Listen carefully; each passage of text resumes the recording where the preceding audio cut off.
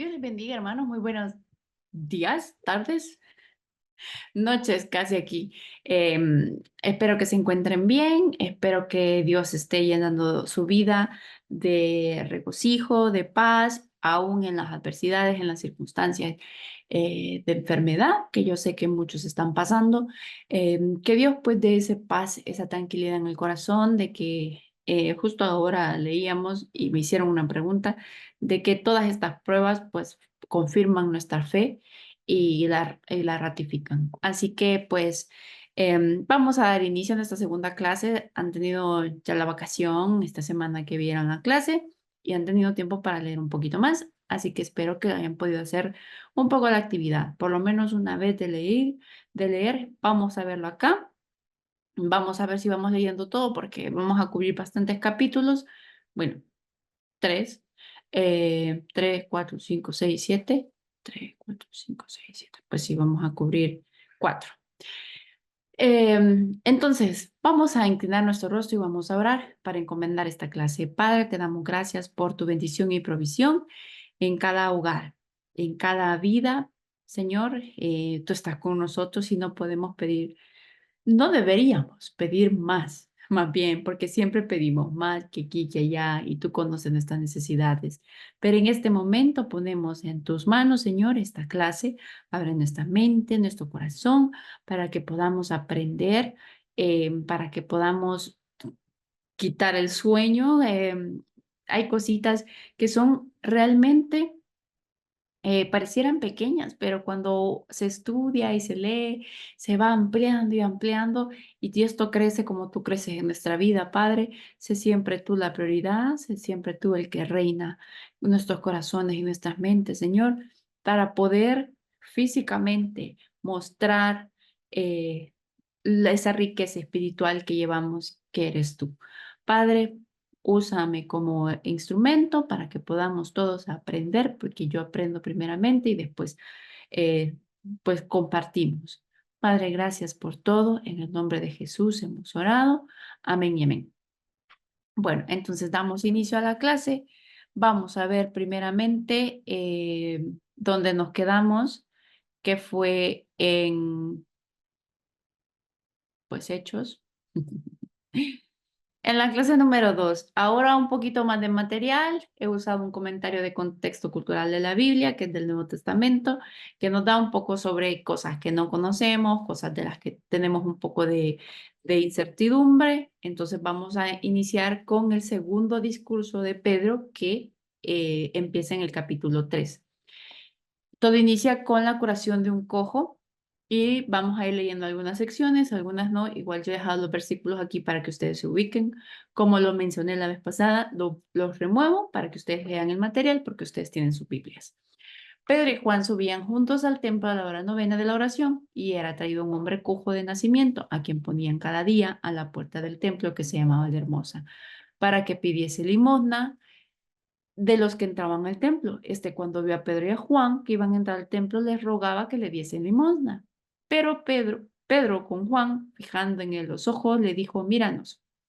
Entonces él les estuvo atento esperando recibir de ellos algo.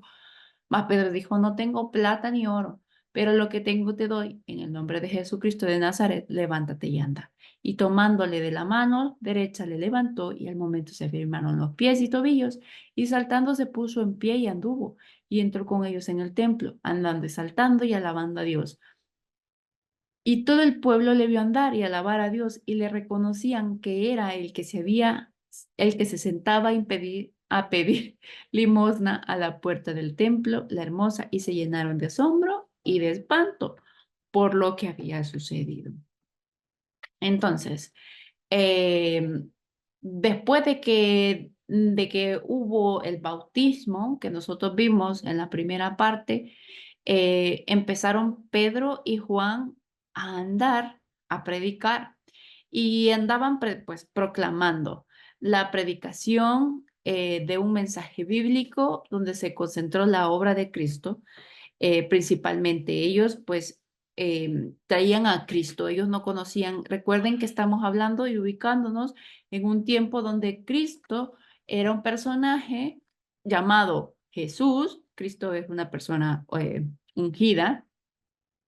Eh, entonces, llamaron a Jesús, no lo conocían, y ellos venían ya a predicar ese evangelio. Ahora es muy bien conocido, Jesucristo, hablamos de él, lo conocemos, hay gente que no lo ve como hijo de Dios, etcétera, etcétera, todas estas creencias. Entonces ellos andaban ya proclamando, porque si se recuerdan, en la primera clase vimos de qué lugares a qué lugares iba a haber predicación de palabras, si se acuerdan, ¿no?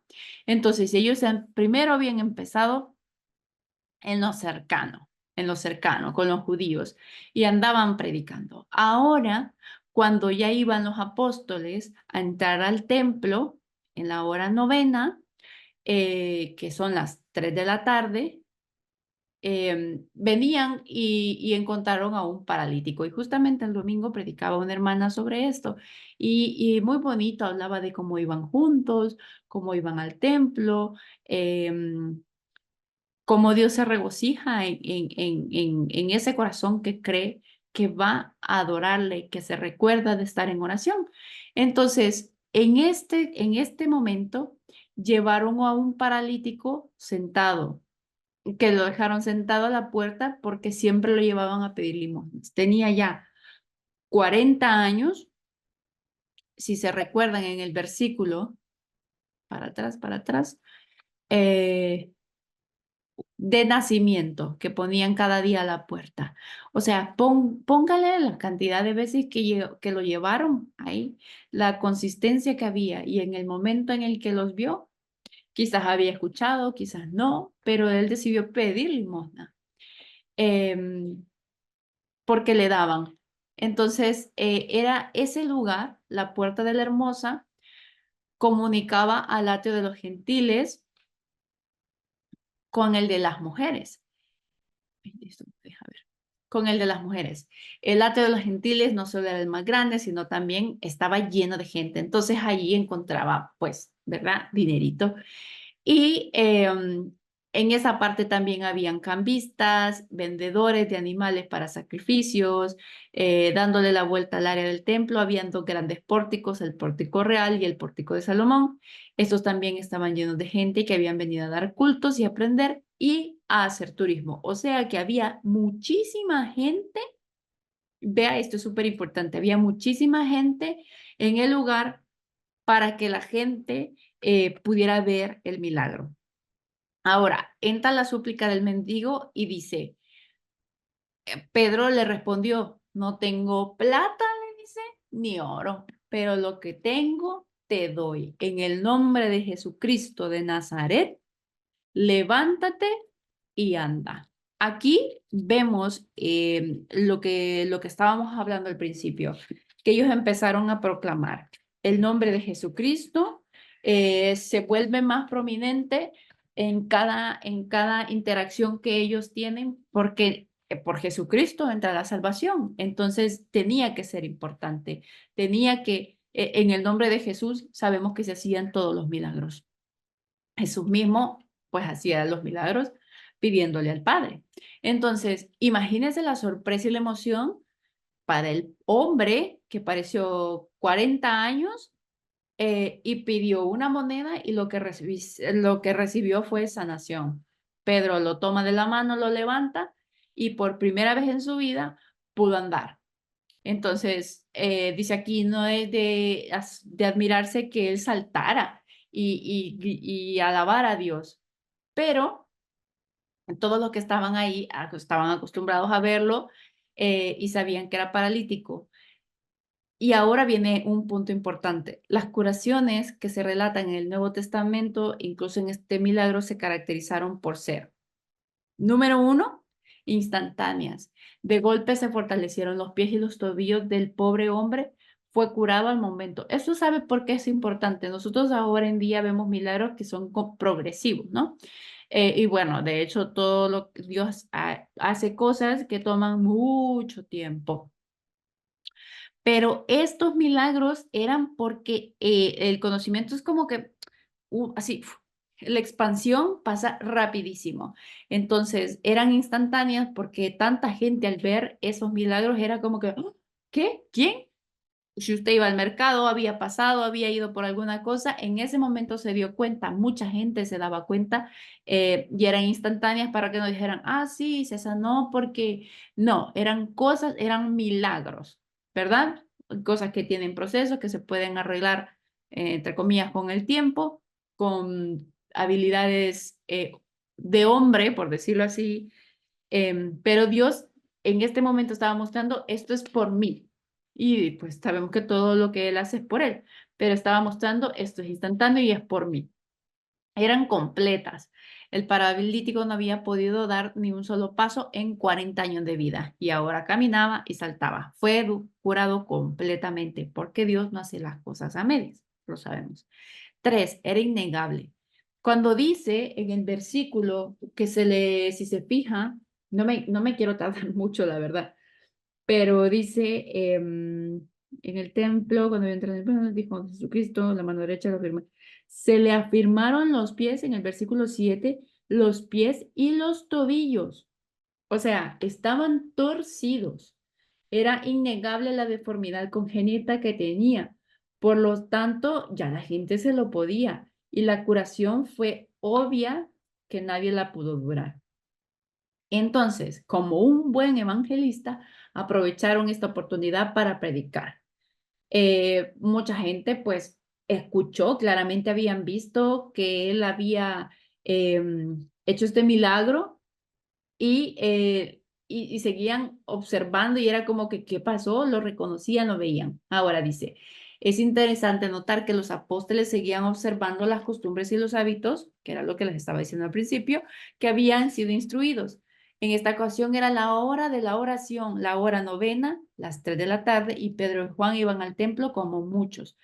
Ahora tenían una fe nueva, pero no la usaron como disculpa para dejar de cumplir la ley. Eran conscientes que la nueva fe y la antigua disciplina podían estar en armonía.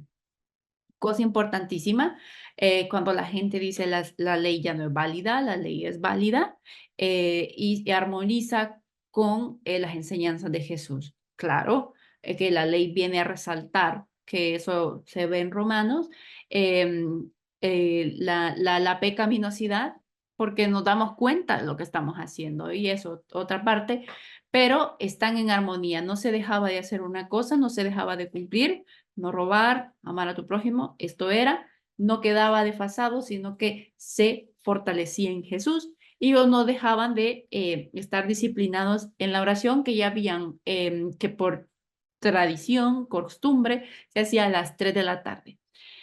Entonces, ahora, este incidente de este milagro enfrenta una cuestión de milagros apostólica y surge la pregunta, que nos podemos hacer o se han hecho y se siguen haciendo y se seguirán haciendo hasta que Dios nos llame a su presencia, se han dejado de producir los milagros y hay un par de sugerencias que nos dice el material.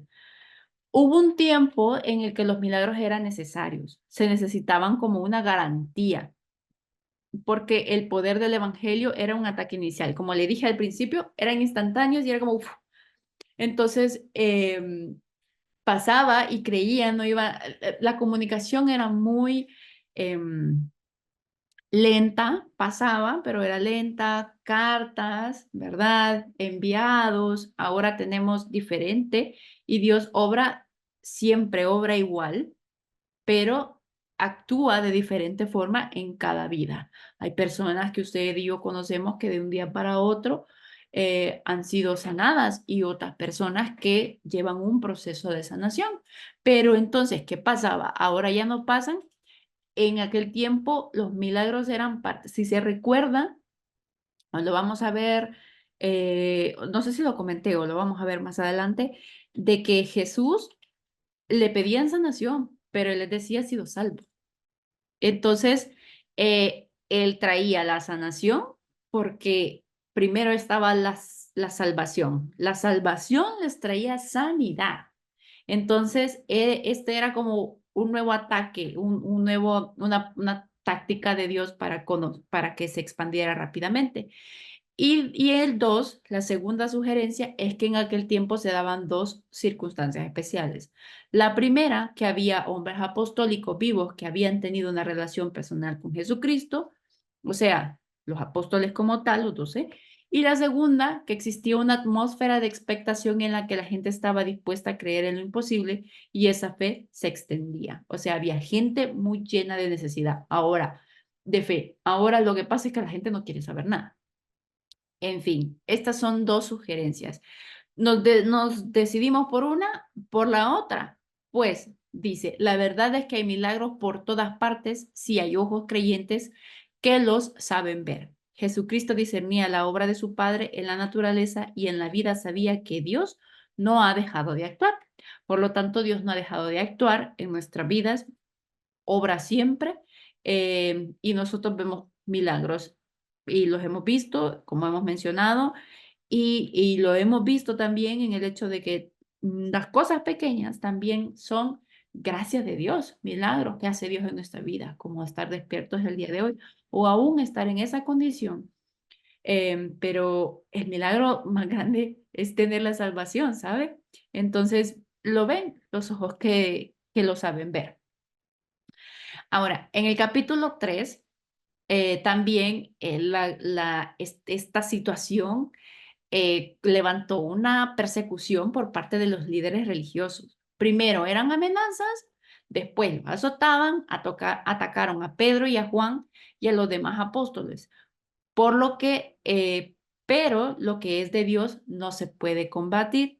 La iglesia, en vez de menguar, creció en número y poder. Toda la ciudad de Jerusalén se dio cuenta de que algo estupendo sucedía en medio y se convirtieron a razón de miles. Si se fija en bueno, eso ya no lo leímos, pero eso es en la siguiente parte. El milagro explicado. Ahora, Pedro, en el momento en el que pasa todo esto, dice, espérense, ¿verdad? Porque hubiesen dicho, ay, hay un hombre y se van. Pero él tomó la ocasión y explica y empieza a leer desde el 11 al 16, se los leo. Dice, y teniendo asidos a Pedro y a Juan, el cojo que había sido sanado con todo el pueblo atónico, concurrió a ellos el pórtico que se llamaba Salomón, que si se recuerdan era el otro lado. Viendo esto, Pedro respondió al pueblo, varones israelitas, ¿por qué os maravilláis de esto? ¿O por qué ponéis los ojos en nosotros como si por nuestro poder o piedad hubiésemos hecho andar a este? El Dios de Abraham, de Isaac y de Jacob, el Dios de nuestros padres, ha glorificado a su Hijo. Aquí se los dejo. A su Hijo Jesús, a quien vosotros entregasteis y negasteis delante de Pilato, cuando éste había resuelto ponerle en libertad. A vosotros negasteis al santo, al justo, y pedisteis que se os diese un homicida, y matasteis al autor de la vida, a quien Dios ha resucitado de los muertos, de lo cual nosotros somos testigos.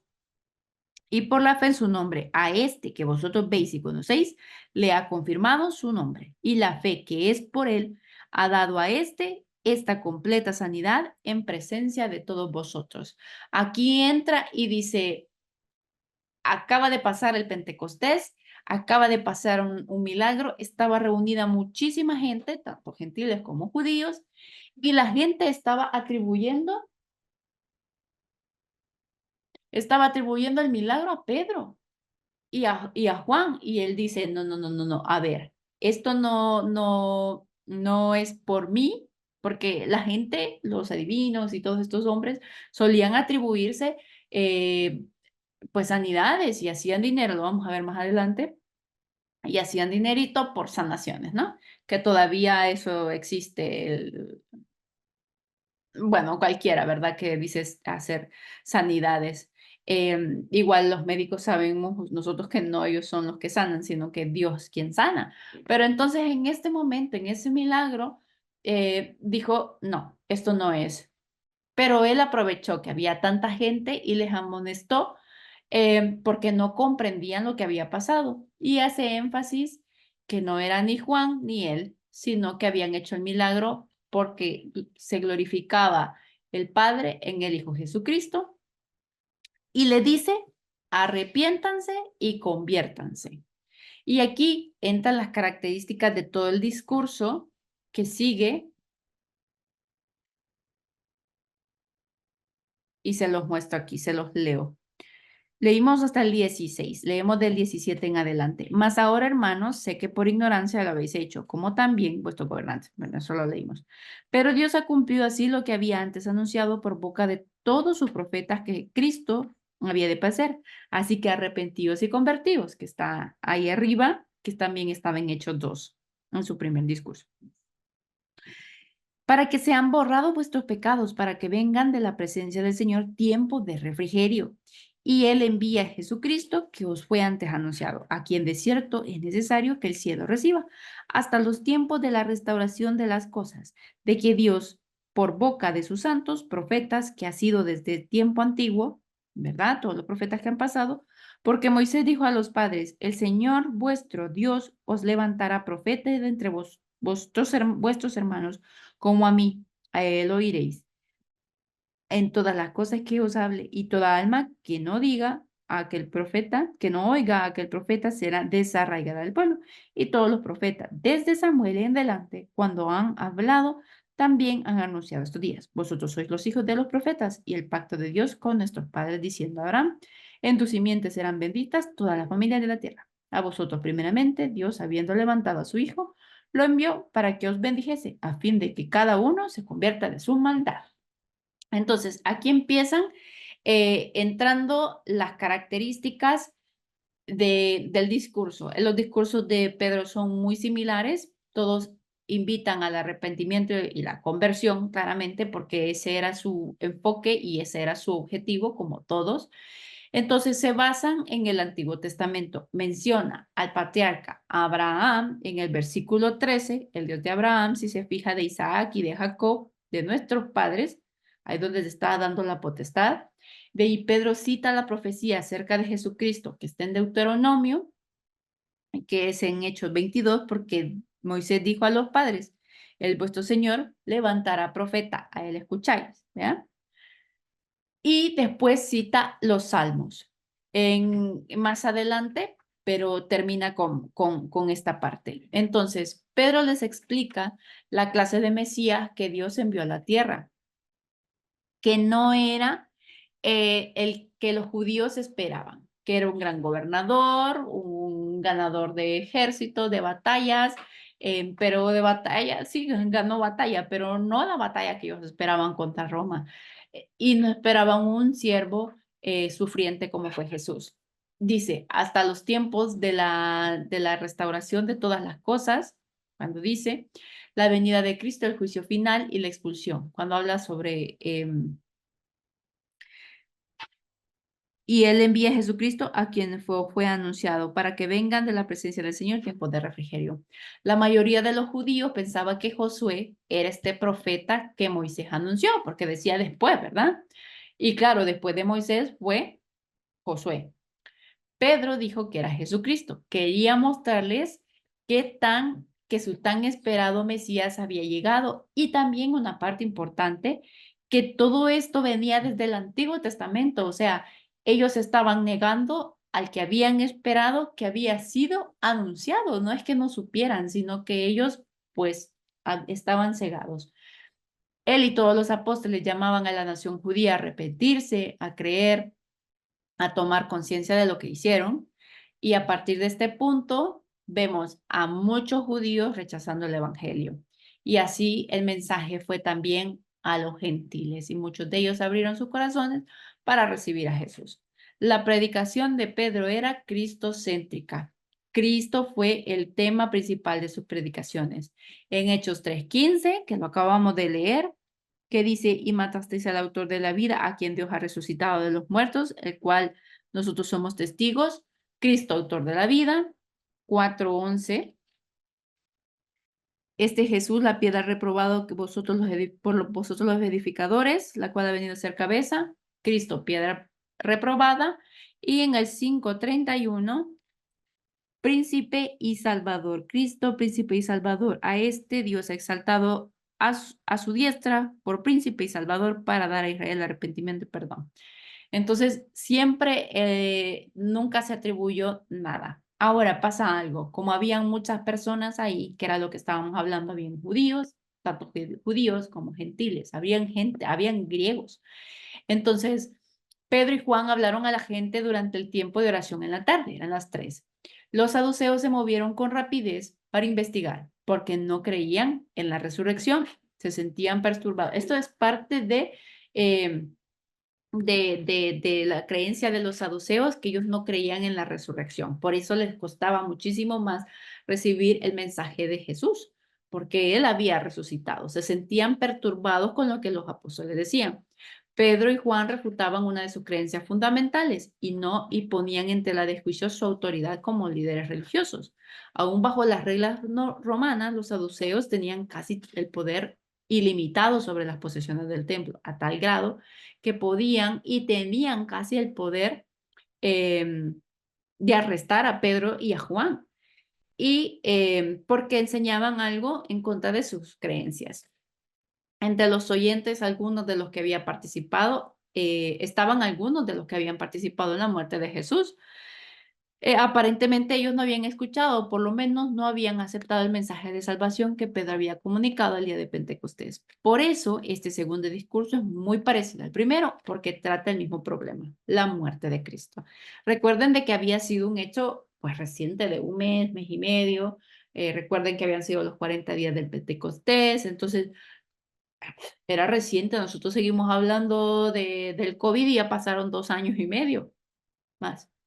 Entonces, la muerte de una persona con la que habían sanado muchos de los familiares seguramente, seguía, era reciente, era la oportunidad perfecta, Dios sabe cómo hacer las cosas, para expandir el ministerio, para expandir la iglesia. Entonces, viene acá y dice, Pedro afirmó que Dios resucitó a Jesús y que él y Juan fueron testigos. El milagro que ellos acababan de realizar confirmaba su integridad como testigos y mensajeros. Les explicaron que el milagro se había realizado gracias a la fe en Jesucristo. Y en este caso, en este milagro con el mendigo eh, cojo por 40 años con deformidad en sus pies, no había estado la fe en el mendigo, porque él solo quería dinero, pisto, sino que había estado en Pedro y Juan. ¿Sí? Dios mostró el momento correcto, ellos dijeron, míranos, no tenemos nada más que darte, y entonces actúa. Ahora, en el 17 al 21, que ya lo leímos, que es la parte en la que Pedro está hablando sobre su sermón, la segunda parte, nos dejen claro que viene y ofrece el perdón que viene de Dios. Después de poner evidencia los pecados de los oyentes, en este caso, ¿cuál era el pecado de sus oyentes? Que habían crucificado a Jesús. ¿Sí? Entonces, Pedro les exhorta que reciban el perdón eh, por esto mismo. En el 18 dice, por medio de sus profetas. Si se recuerdan, dice, pero Dios ha cumplido así lo que había antes anunciado. Dios anunció de antemano la muerte de Cristo, la ignorancia y maldad de los judíos, aunque ofensivas para Dios, fueron previstas y permitidas por Él para que se cumpliera su divino propósito de redimir al mundo por medio de la muerte expiatoria de Jesucristo. Y en el 19 y 20 dio Pedro instrucciones a los que se dieron cuenta de que habían ofendido a Dios y quisieron la salvación que Él les ofrecía. ¿Qué decía? Convertidos. Entonces, si se fija, muestra un hecho y si lo nota, siempre obraban de esta forma. Muestra algo para llevar palabra, da una prueba para llevar, y así era sucesivamente un poco eh, el actuar en estos días del momento.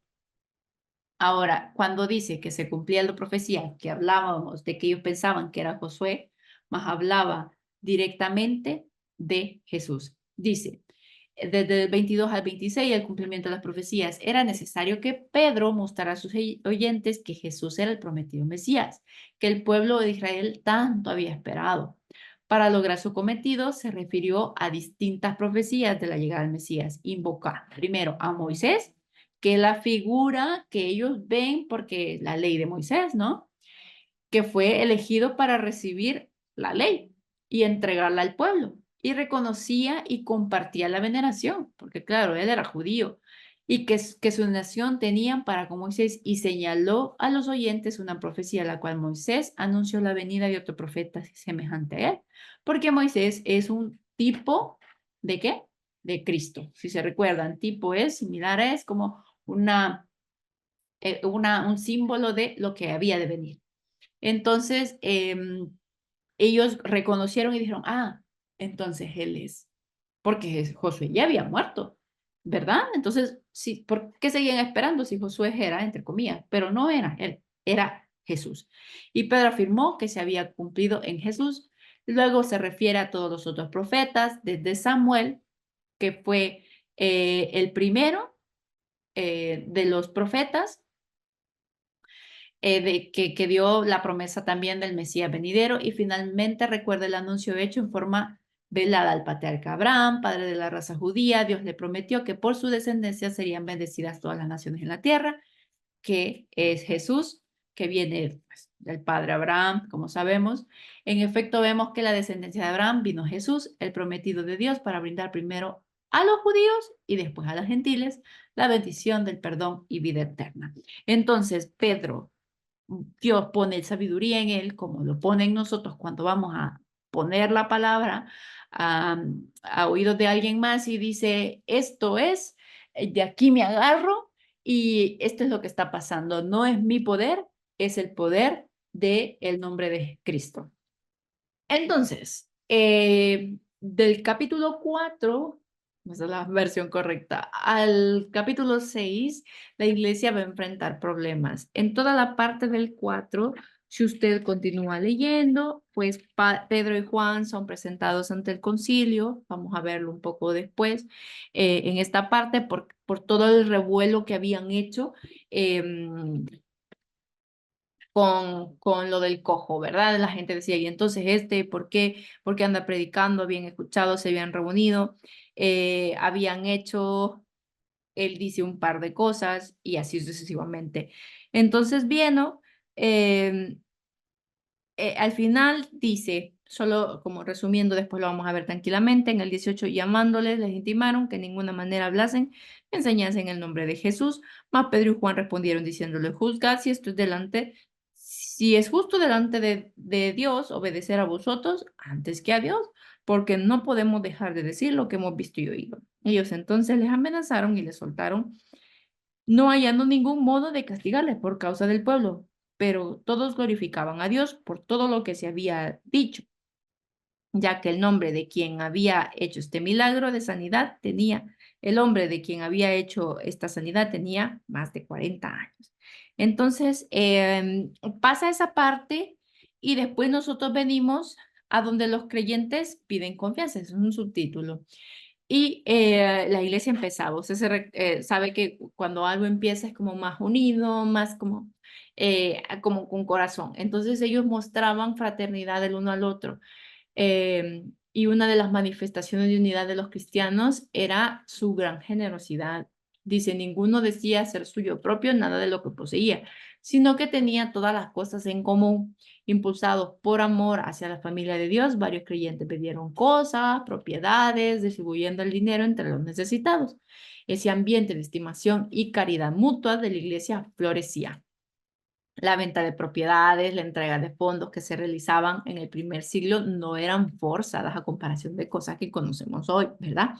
Sino que eran actos voluntarios motivados por el afecto fraterno. Uno de los cristianos en Jerusalén que vendió una propiedad para aliviar a los necesitados se llamaba José, era judío de raza de la tribu de Leví y había nacido en Chipre, en la isla del Mediterráneo. Es más conocido por su sobrenombre Bernabé, que significa hijo de consuelo o hijo de exhortación, que le pusieron los apóstoles. Además de su disposición, Bernabé tenía una capacidad de animar a otros y que vivieran a rectitud con Dios. Y más tarde, como compañero de Pablo, desempeñaría un papel prominente en la difusión del Evangelio en el Imperio Romano. Y cuando vende Bernabé su heredad, eh, toma la suma que recibió y la pone a disposición de la iglesia. si se fijan,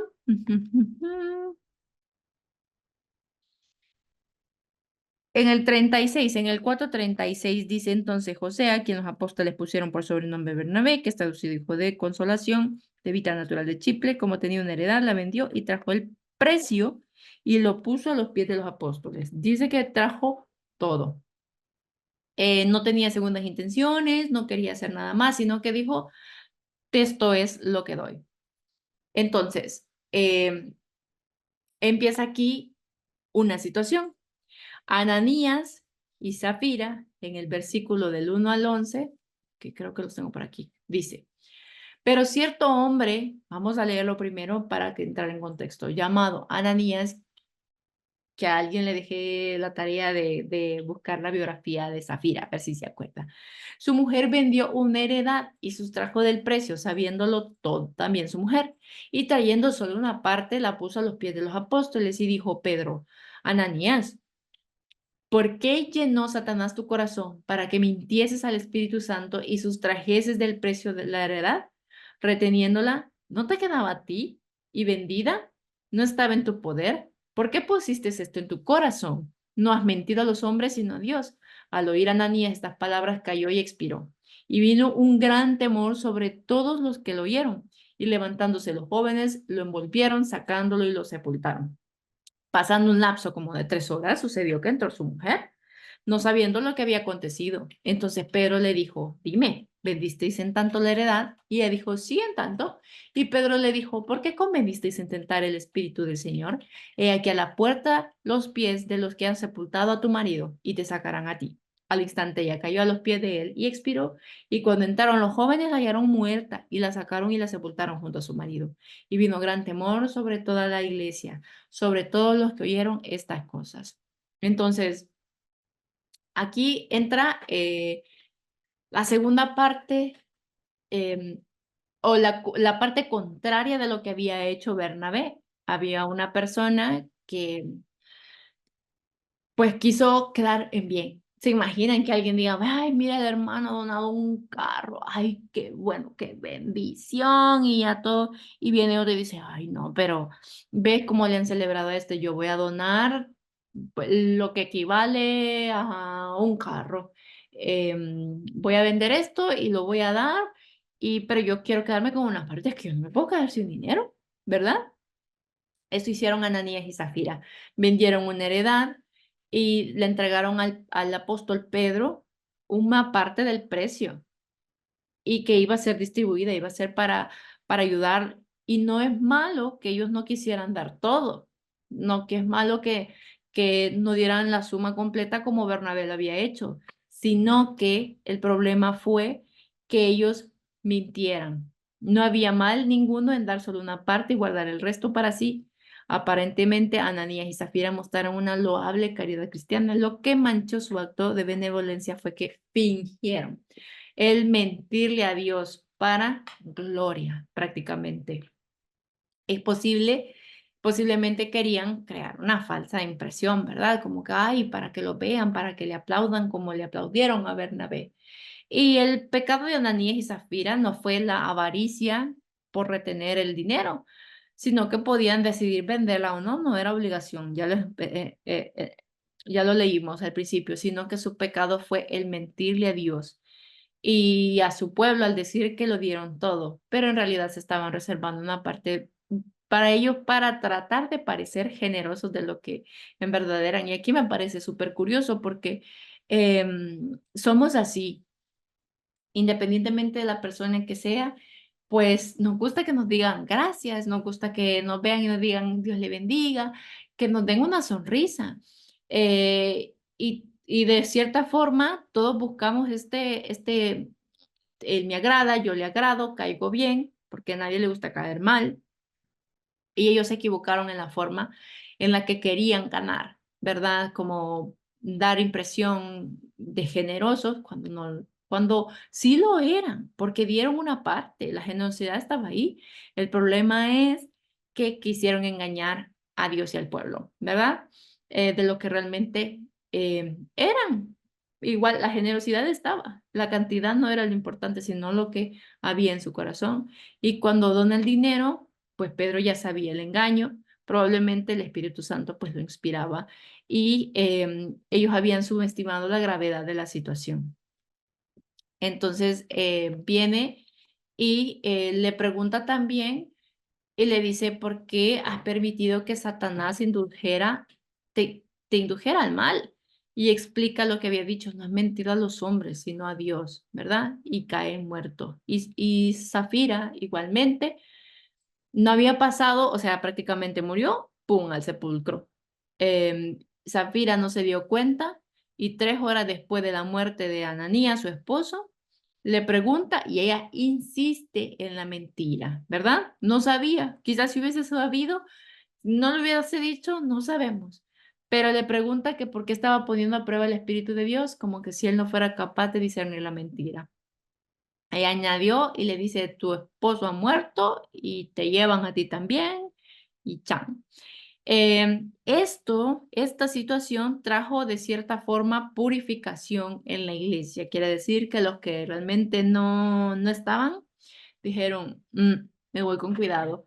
Em, ¿Verdad? Entonces había también un temor de las personas por lo que había ocurrido. Y ahora nos pasamos al versículo 12 que dice muchas señales y maravillas. Y por la mano de los apóstoles hacían señales y prodigios en el pueblo y estaban todos unánimes en el pórtico de Salomón. Decimos a la puerta de la hermosa. De los demás, ninguno se atrevía a juntarse con ellos, mas el pueblo los alababa grandemente y los que creían en el Señor aumentaban más, gran número así de hombres como de mujeres, tanto que sacaban los enfermos a las calles y los ponían en camas y lechos para que al pasar Pedro a lo menos su sombra cayese sobre alguno de ellos, y aún de las ciudades vecinas muchos venían a Jerusalén trayendo enfermos y atormentados de espíritus inmundos, y todos eran sanados. Entonces viene y claro, ellos seguían haciendo milagros, Dios les había otorgado poder para poder, valga la redundancia, siempre digo esto, para hacer milagros. Y la gente pues se detenían a orar, a adorar, y ellos iban anunciando a Cristo Jesús. Recuerden que era cristocéntrico y la gente crecía, se aumentaba, claro, hacían milagros y decían, pues yo también quiero, ¿no? Yo también quiero ser sano. Pero también habían gentes que decían, lo que pasó por Ananías y Zafira ya no se atrevían. Y también habían dos cosas por las que también no querían seguir. Uno, por la persecución que veían que había tras ellos y dos, por la situación que había pasado con Ananías y Zafira. Prácticamente la gente que de verdad creía era porque de verdad quería. La que lo seguía era de verdad quería. Entonces, había la parte de la purificación que vemos. Los apóstoles hacían tantos milagros, tenían tanta fama y venían gente de las ciudades vecinas que traían enfermos, poseídos de demonios y todos eran curados. La fama de Pedro especialmente tomó proporciones místicas en la gente. Entonces nos pasamos al 17 y dice, entonces levantándose el sumo sacerdote y todos los que estaban con él, esto es la secta de los saduceos, que al final vamos a ver en qué creían, aparte de que ya quedó claro de que ellos no creen en qué, en la resurrección, ¿verdad? Entonces por eso batallaban mucho con lo que predicaban los apóstoles, se llenaron de celos y echaron mano a los apóstoles y los pusieron en la cárcel pública. Ya los habían latigado y apedrado, los habían agarrado, más un ángel del Señor, abriendo de noche las puertas de la cárcel y sacándolos, dijo, y puestos en pie en el templo, anunciad al pueblo todas las palabras de esta vida. Habiendo oído esto, entraron de mañana en el templo y enseñaban. Entre tanto vinieron al sumo sacerdote, los que estaban con él, y convocaron al concilio a todos los ancianos y los hijos de Israel, y enviaron a la cárcel para que fuesen traídos.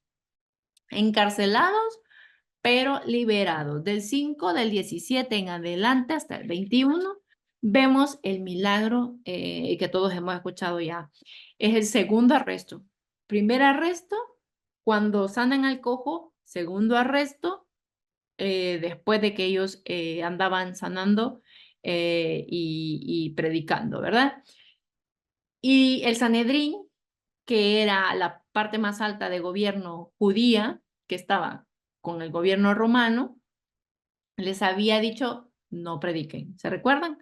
Entonces ellos estaban desobedeciendo abiertamente esta orden. Por eso fueron encarcelados, pero milagrosamente un ángel los libertó y continuaron enseñando acerca de la persona de Jesús.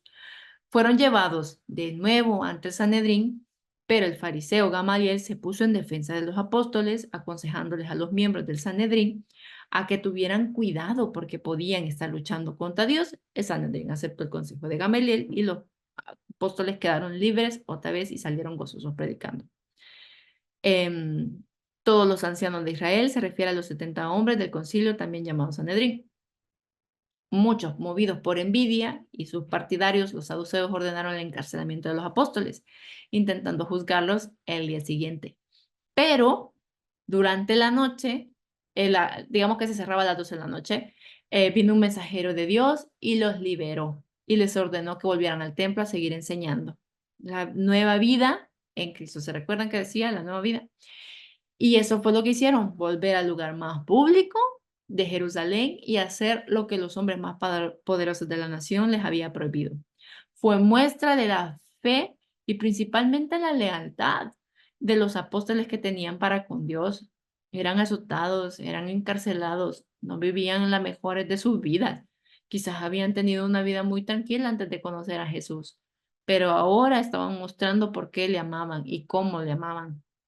Su liberación milagrosa no se efectuó para que pudieran escapar del peligro, ¿verdad? No era para eso, sino que para que la gente viera que los apóstoles eran siervos de Dios.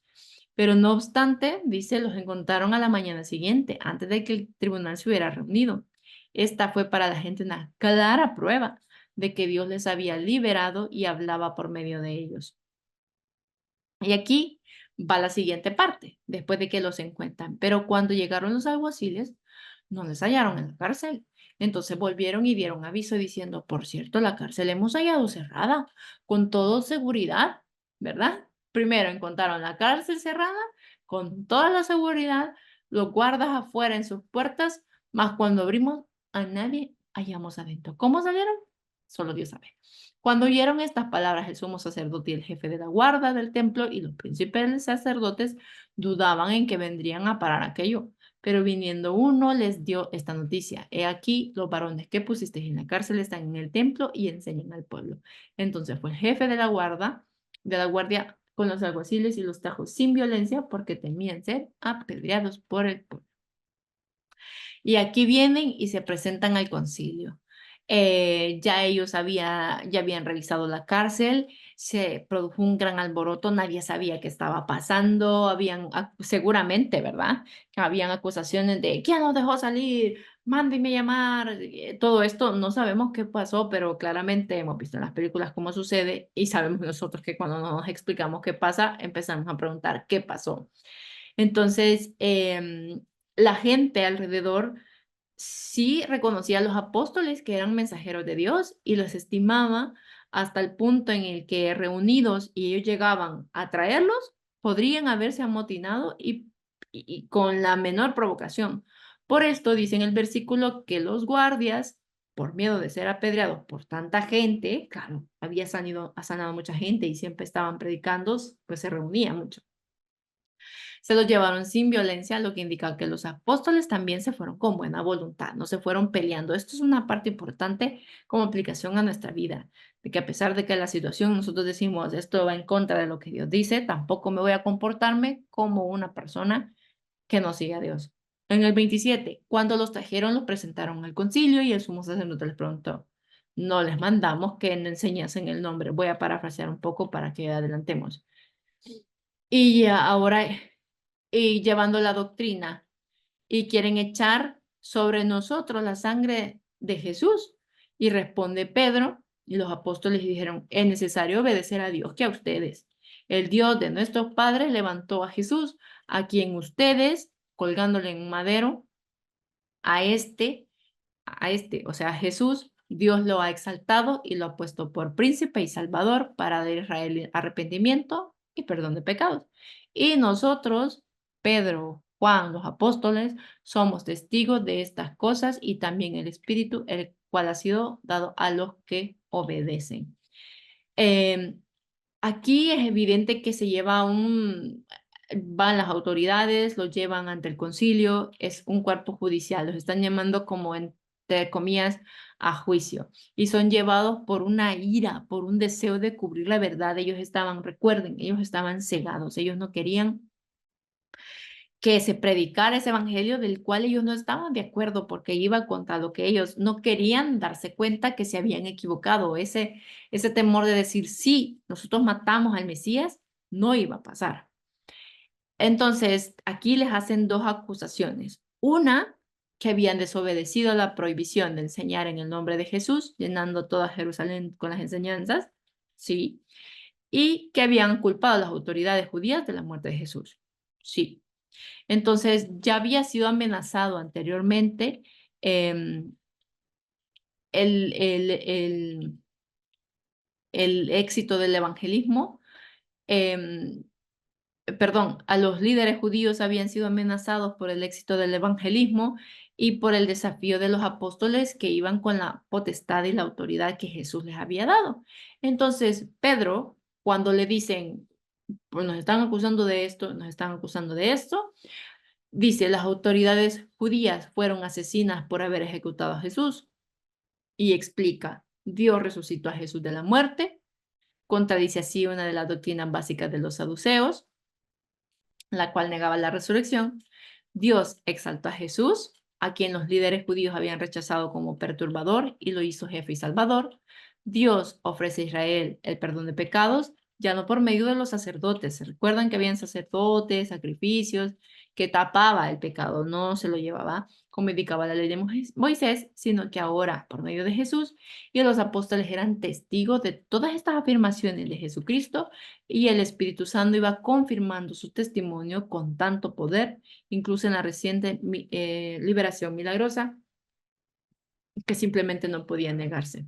Entonces, estas afirmaciones eran tan profundas que solamente enfurecieron aún más. Y lo que querían es matarlos. Hicieron un concilio aparte con un fariseo llamado Gamaliel, y él viene y les dice, él era un doctor de ley, venerado del pueblo, y les dice, espérense, recuerden a Teudas, si ustedes hacen esto con este hombre, recuerden a personas que se han levantado ya siguiendo una verdad.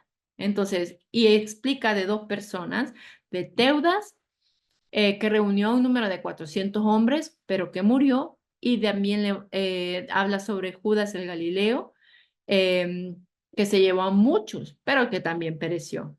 Pero dice, apártense de estos, porque si es de Dios, no la van a poder destruir porque vaya a ser, como decimos nosotros, que se estén ustedes luchando contra Dios. Y entonces le tomaron atención y después de que los azotaron, le dijeron de nuevo que no hablaran con él y los pusieron en libertad de la presencia del concilio y estuvieron gozosos de haber salido a causa del nombre de Cristo. Y todos los días en el templo y por las casas no cesaban de enseñar y predicar a Jesucristo. O sea, lo que pasó fue que siguió todo con normalidad. Y aquí nos explica un poco. Ellos trataban de aniquilarlos, querían hacer un motín, perdón, y si lo aniquilaban a los apóstoles, a Pedro, a Juan, podía ser un motín. Entonces, Gamaliel les comenta y les dice, tranquilos. Y aquí trae a memoria a estos dos movimientos, el de Teudas y el de Judas, que fueron los que leímos, que habían traído muchos seguidores, pero habían muerto, habían fracasado. Pero basándose en los ejemplos históricos, Gamaliel les dijo, no ataquen a los apóstoles porque quizá ellos sí vengan de parte de Dios. Entonces, el Sanedrín, que sabemos que es lo más alto del gobierno judío, entonces dicen, pues no, solo los castigamos y quedan libres. Y salieron gozosos porque se les había presentado una oportunidad de demostrar su fidelidad a Jesús y era una buena oportunidad para compartir la experiencia de Cristo. Y sordos a las amenazas, dice, todos los días enseñaban pública y particularmente. Y esa es la fórmula en el 5:42, que hace crecer la familia de Dios. Ahora, en el capítulo 6 vemos cómo se expande con algo curioso. Habían problemas. Uno de los problemas en la iglesia en el capítulo 6 era el descuido. El descuido. Y dice, lo voy a leer rapidito. En aquellos días, como creciera el número de los discípulos, hubo murmuración de los griegos contra los hebreos, de que las viudas de aquellos eran desatendidas en la distribución diaria. Entonces los 12 convocaron a la multitud de los discípulos y dijeron, no es justo que nosotros dejemos la palabra de Dios para servir a las mesas. Buscad pues, hermanos, de entre estos 7 varones de buen testimonio, llenos del Espíritu Santo y de sabiduría, y a quienes encarguemos este trabajo. Y así ellos dan. Entonces, ¿qué pasa aquí? Tenían que salir, no podían, ellos, 12 personas no iban a dar abasto, ¿sí? Jesús por eso buscó 12 personas que le ayudaran a esparcir su evangelio. Entonces, ese descuido en la alimentación a las viudas griegas trajo pues el desentendimiento, el desacuerdo entre griegos y hebreos. Y entonces dice que es algo muy importante porque realmente el pueblo de Israel eran muy hospitalarios. Ellos tenían por costumbre en la sinagoga que habían 2 miembros en el mercado o en casas particulares que los viernes por la mañana hacían una colecta de dinero de víveres y por la tarde se llevaban a los necesitados. Entonces, ellos a esta distribución que dice que daban a las viudas, se llamaba pues cupa o cesta y se hacía otra colecta directamente de casa en casa para los que estaban en urgente necesidad y a esta se le llamaba tamuy o bandeja. Esta costumbre se tornó en un problema en la iglesia. Entonces era como, ¿y aquello por qué? Y aquellos no le dieron, esto es lo que vamos de leer, y aquello que pasó. Entonces, porque lo más importante, todos los ministerios son importantes. En una iglesia, en nuestra casa, el ministerio más grande es nuestra familia, pero todo tiene que ver con la vida nueva que llevamos en Cristo. Y eso es lo que se predica desde nuestras casas, en nuestras familias, nuestro testimonio para todos, y ellos tenían que predicarlo verbalmente, no solo con sus vidas, ¿verdad? Con todo lo que estaban haciendo, sino que verbalmente decir, somos siervos de Dios. Entonces, vinieron y eligieron a los primeros 7 diáconos que consideraron, pues, que eran las personas con integridad, sabiduría y sensibilidad a Dios. Y estas personas eran Esteban, Felipe, Próquero, Nicanor, Parmenas, Timón y Nicolás. Estos eran, después escuchamos hablar de Felipe, escuchamos hablar de Esteban, no todos, y esto es algo muy importante, mi hermano, mi hermana, no todos tienen que brillar, pero todos tenemos un lugar en el cuerpo de Cristo. Dios conoce nuestro nombre y eso nos debe de bastar. No porque digan la hermana tal, la hermana fulana, la hermana esa es. No, no, no, no, no. No escuchamos, escogieron a 7 que tenían integridad, sabiduría y sensibilidad hacia Dios. Que después escuchamos de Esteban y Felipe, sí, pero de los demás no. ¿Quiere decir que son menos para Dios? Absolutamente no, porque para Dios son grandes y ayudaron, aunque sea sirviendo a las mesas, a expandir el evangelio. Entonces, habían problemas y a los judíos les costaba admitir a los gentiles. Y ninguno de los 7 diáconos tenía nombre hebreo, eran de ahí, ¿no? Y pues uno de ellos era Nicolás y era un gentil que se había convertido al judaísmo. También Esteban tenía la visión de un mundo para Cristo. Las escrituras mencionan actos posteriores de Esteban, que llegó a ser el primer mártir, y Felipe, que proclamó el mensaje de salvación a los samaritanos y al etíope. Y bueno, mis hermanos, chan, chan, hemos terminado con eso. Vamos a ver un poco de temas importantes que nos quitan dudas de nuestro glosario de términos difíciles y trasfondo histórico. Hijo de Israel, cuando dice se reunieron los hijos de Israel, se refiere a los 70 hombres del concilio, también llamado Sanedrín, la corte más alta de la nación judía. El Sanedrín, si alguna vez dije que los saduceos eran una secta, ¿no? Que los saduceos a veces me confundo, discúlpeme, pero los saduceos eran como que los que, ¿verdad? Metían mano, pero el Sanedrín era los 70 hombres del concilio que se encargaban, la corte más alta de la nación judía, eh, pues que claro, habían fariseos, y toda la gente era como que se reunía y decía, esto está en contra, esto está en contra, ¿no? Fariseos, saduceos eran cosas diferentes, pero a la hora de estar en contra de los apóstoles, pues se unían. Ahora, en el capítulo 5:36, Teudas, se recuerdan que habían dicho que se amotinaban y tenían miedo, no vaya a ser que esto pase como con Teudas. Teudas había sido un mago judío que reunía seguidores en el río Jordán, prometiendo que lo dividiría. El gobernante romano Fado envió tropas que mataron y capturaron a los miembros de la multitud y Teudas fue decapitado. Pero era una persona que consiguió seguidores. Y ahora, cuando hablamos tantas veces de los saduceos, los fariseos argumentaban autoridad mosaica en sus interpretaciones de la ley judía, mientras que los saduceos representaban la autoridad de los privilegios sacerdotales. ¿Verdad? Y son dos cosas diferentes, pero primas, y prerrogativas sacerdotales establecidas desde los tiempos de Salomón, cuando Sadoc, su ancestro, oficiaba como sumo sacerdote. Respecto a sus creencias, aquí entra lo importante, los saduceos no creían en la resurrección corporal ni en la inmortalidad del alma. Los saduceos, por otra parte, seguían la Torá de manera literal y no valoraban el Talmud. ¿Qué es el Talmud? El Talmud es la instrucción o estudio, era un libro, que contiene las tradiciones orales, doctrinas, ceremonias y preceptos de la religión judía. Entonces hay cosas que nosotros encontramos en el Talmud o que son puestas en la Biblia por el Talmud, porque recuerde que al principio pues todo era tradición oral. La gente sabía de Dios porque Abraham lo había compartido, Abraham lo había conocido pues, de los descendientes de Noé, y así venía una y otra cosa, no se escribía, o en este momento ya estaba escrito, era un libro, em, pero venía de boca en boca, literal. Era una tradición de doctrinas, ceremonias, fiestas, cosas que se hacían de la religión judía.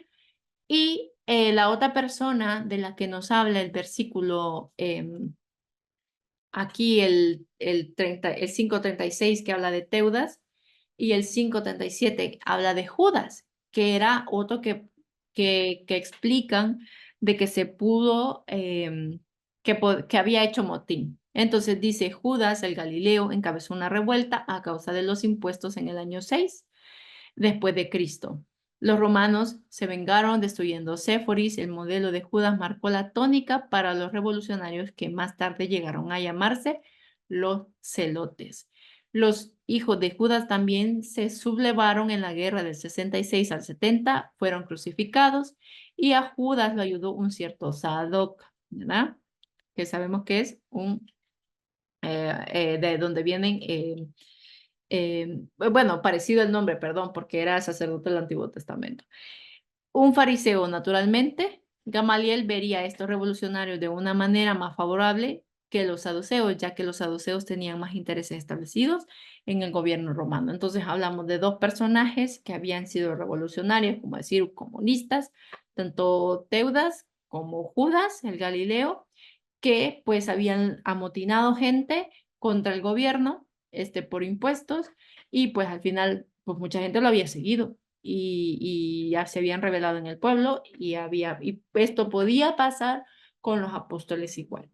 Y bueno, eso sería todo. Al final, actividades, leer Hechos 7 al 9 siempre pongo al menos 5 veces para que mínimo lo haga una vez, para que vengamos un poco ya con la mente puesta en lo que vamos a ver y aprender. Y eso sería todo, mis hermanos, mis hermanas. Muchísimas gracias por pues estar presentes y seguir adelante con las clases. Vamos a inclinar nuestro rostro y vamos a orar. Dios mío, Padre, te damos gracias, Señor, porque tú permites que aprendamos mucho más de tu palabra. Padre, tantas cosas que las vemos superficialmente, no estamos yéndonos a la parte doctrinal, estamos aprendiendo mucha historia. Pero Señor, dentro de todo y con todo, queremos que este aprendizaje que tengamos pueda servir para nuestro crecimiento espiritual, para poder compartir a otra persona, para que aprendamos lo que querías tú que aprendiésemos, porque todo lo que está en la Biblia está por una razón, un motivo y con un propósito más grande del que podemos ver. Padre, ayúdanos a hacer esos compartidores de la palabra, esos expansores de la iglesia, como lo fueron los apóstoles. Nos has invitado a todos a predicar el evangelio, a predicar el nombre de, de Jesucristo, Señor, para que puedan, podamos, pues nosotros, por tu gracia, Padre, pues somos salvos, pero para que personas puedan acercarse a ti. Señor, gracias. Te pido por mi hermana Elba, por mi hermana Dorina, por mi hermano Juan, por mi hermana Michelle, por mi hermano Víctor, Ivonne, hermana Bianchi, hermana Sandra, hermana Carmen, hermana Dalila. Em, si se me queda alguien, me disculpa, pero te pedimos, Señor, por cada uno de ellos que están ahí pendientes, hermana Rosita, hermana Araceli, eh, ya dije hermana Dorina, bueno, todas estas personas que están ahí con el pie en el acelerador para darle, Señor, que lo hacen con amor. No todos lo van a ver en el mismo tiempo ni a la misma hora, pero sí sabemos que todos tienen en su corazón el querer aprender más de ti, Padre. Te encomendamos a ti esta semana, encomendamos a ti esta información que podamos leer para que cuando nos pregunten por lo menos una cosita, saber de qué predicó Pedro, qué quiere decir cristocéntrico y a quién predicamos nosotros, que tiene que ser igualmente a Cristo. Padre, gracias por todo. Eh, Jesús, gracias por tu sacrificio, por toda esta riqueza que dejaste en las Escrituras. em, eh, que fueron inspiradas, Señor, por ti. Gracias, Señor. Gracias por el Espíritu Santo que, que nos da sabiduría, entendimiento y ese ánimo para seguir adelante. Gracias por todo. En el nombre de Jesús encomendamos estas clases de discipulado a la congregación para que seas tú obrando y todo el que predica, para que como Pedro sigamos adelante a pesar de las situaciones. En tu nombre santo Jesús oramos. Amén. Bueno, mi hermano, mi hermana, muchísimas gracias por su tiempo. Pase una buena semana. Gracias a los que me han entregado sus tareas de métodos de estudio bíblico. Me llega de que siga en pie, de que no se rinda y de que siga adelante. Al final esto, más que servirme a mí, le va a servir a usted. Amén. Así que nos vemos la próxima semana. Pase un buen día. Hasta luego.